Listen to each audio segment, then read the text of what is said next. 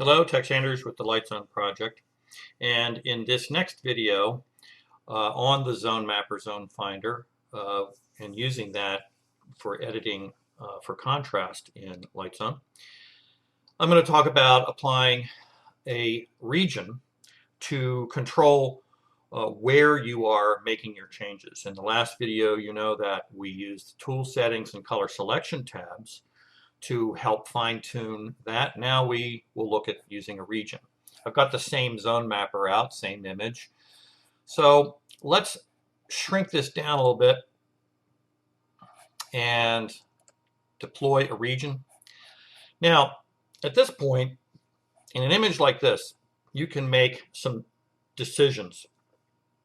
You can select this top portion, if that's where you want to make your changes. You can select this bottom portion if that's where you want to make your changes.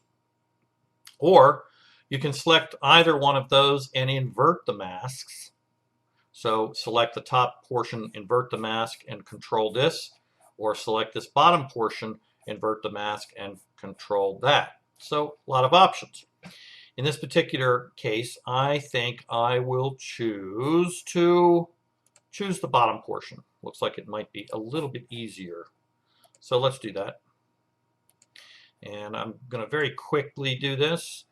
In a full-fledged editing scenario, I might do this a little more carefully than I'm doing right now.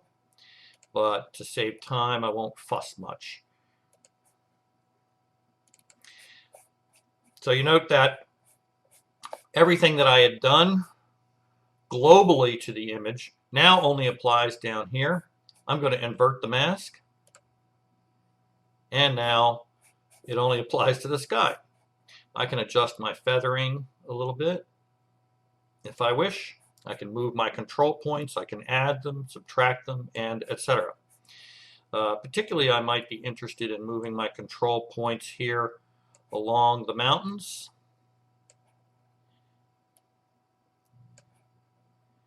I will say this, anywhere where you've got a big contrast edge, you need to be careful how you place your regions because you can wind up getting a sort of, I hesitate to say halo because that's what the term we use when we're talking about sharpening, but you can get a kind of aura around a strong contrast division if you're not careful.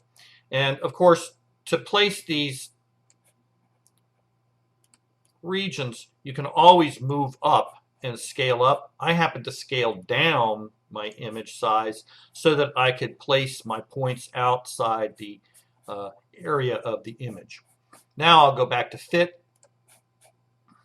You can see our region right now. And now everything that I was doing to the sky with the Zonemapper tool is only going on in the sky. I've inverted this mask that I created, and none of it's happening down here with the area of the lake and the land. In the previous video, I also showed how we could use the tool tabs to create more drama. And because we were operating globally, you may remember that the bottom area was darkened up really substantially. I am going to, well, now that we've done this, we've actually protected this area, so that's not getting changed much, and only the sky is getting changed. I'm going to right-click and hide this region, and you see what I mean about this sort of halo-y aura area. So that looks like I'm going to have to make some changes. So I'm right-clicking again. I brought that back. I'm going to bring this stuff back down and let that darken up. So there's a push-pull to all of this. Don't think that the thing you immediately do is the thing you can leave. You've got to watch what's going on there. And in some ways, I rather like now what's happening with the edge of these mountains. And what I may do is adjust my feathering area after I have moved my points. I'm going to shrink that down again so I can get these outer points. Click back up here to reactivate that, double click on it, Now we pull this down and pull this down. And now I'm going to shrink up my feathering area so that the changes are not so abrupt. Pull that out so that it pulls out from the image a little bit. And let's try hiding that region and see, that looks a little bit better. Still having a little bit of a problem in here. Now, part of that has to do, obviously, with having used a blend mode in full power.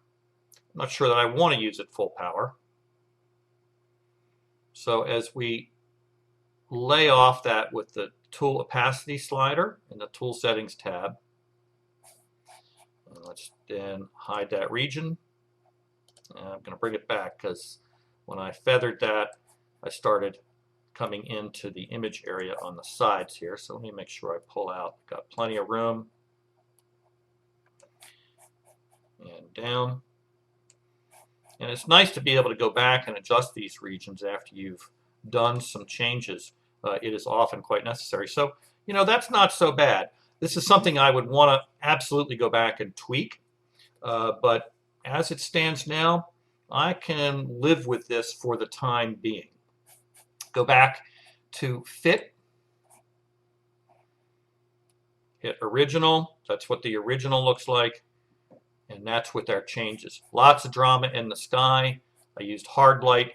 I lightened up on the tool opacity a little bit. Same Zonemapper tool, same settings that we made originally. But this time, we've added the region down here. We've inverted the mask so that we can protect this area down here, and this area doesn't become so dark as it had before. In the next video, we're going to add another Zonemapper tool to further work on this sky, and possibly another one to then separately work on this area down at the bottom.